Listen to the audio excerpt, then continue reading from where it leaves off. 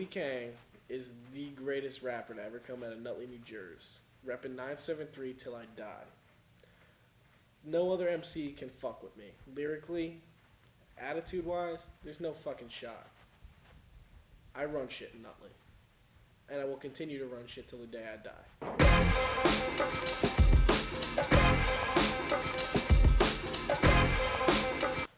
The reason I'm the best rapper in Nutley is simply because there aren't too many rappers in Nutley. So, pretty much, process of elimination. You got the Dugalugs and the Philly Blunts who think they know what they're doing, but they can't fuck with me at all. Lyrically, they can't mess with me. Fucking. Plus, I can kick both their asses. So if they try to step to me, they'll get knocked the fuck out.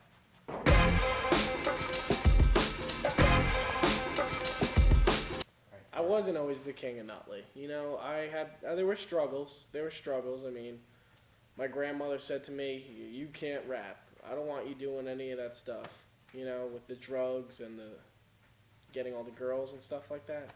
Like, I had to overcome some big hurdles. Like, my grandmother and teachers, they're all like, "Hey, do your schoolwork. Stop writing all these raps." And I'm like, "Fuck you, man. This is what I live for."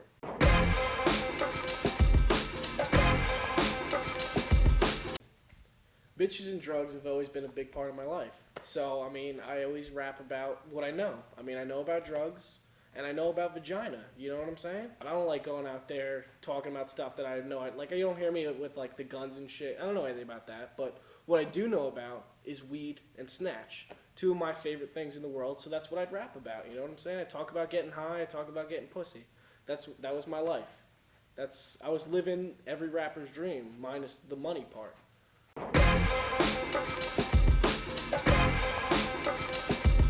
When record labels go out to find new hip-hop artists, they usually don't come to Nutley, New Jersey.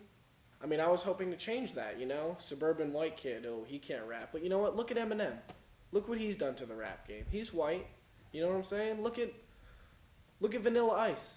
Yeah, sure. he doesn't have any street cred now, but, he was on top of the world for a little while. He earned his millions and he stepped out. That's what I hope to do. K-Fed? Like, do you honestly think he deserves to be rapping?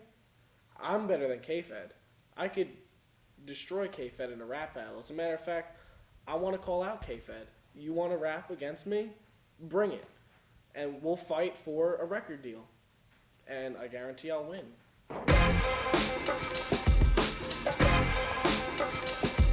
When I started in Tidy Whities, I was more of a hype man. I was, me and T. Diddy, Tom Divins, shouts to Divins, we would, get the intro going, getting ready, to hear the real MCs, Dugalug and Philly Blunts.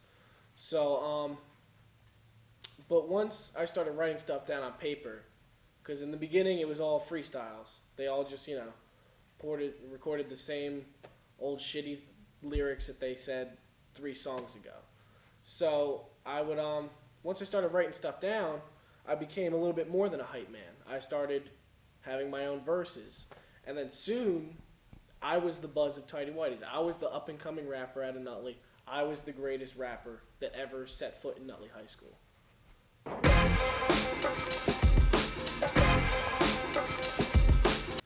When I hit the bong, and I got a pen and paper, I wrote some of the best raps in my life. Some of the best raps anyone would ever hear. Like, represent the O, 7, 110. Baby can't fucking every hoe. Yeah, pull it out and dick slap her. Get a blumpkin wild on the crapper. She started give me lips, so I punched her in the tit. Tell your man it wasn't my intention to send you home with the yeast infection. Shit like that, you know what I'm saying? That's what weed brings out in me. It brings out the best rhymes you'll ever hear in your life. You know what I'm saying, bro? Like, lyrically, when I'm high, I rap better than when fucking K-Fed is sober.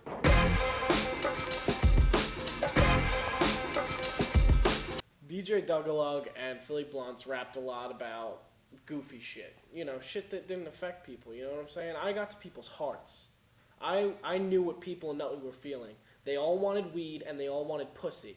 That's what I rapped about. Doug and Phil were just these goofy little fuckers just wailing their arms around saying, "Oh yeah, Tidy Whities, 05. Like, they became my hype men, actually. I kind of blame them for the demise of Tidy Whities. Doug started hitting the bottle hard. He was, drunk every night, wouldn't record. Phil was into coke and whores.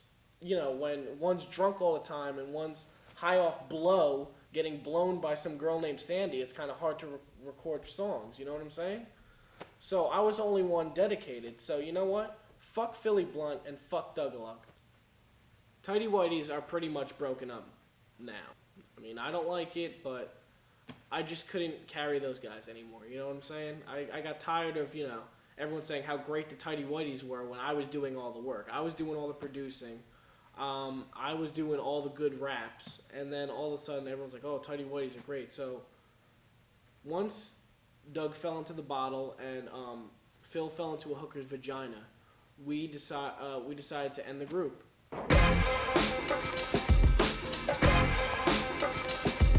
I still work in the music industry. I'm making some good connections there. Hopefully I'll get a record deal by next Tuesday. I'm talking to K-Fed's agent.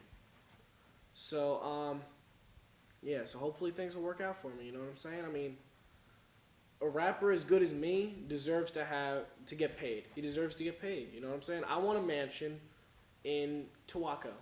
Why? Because I can. Because I'm a rapper and I deserve it.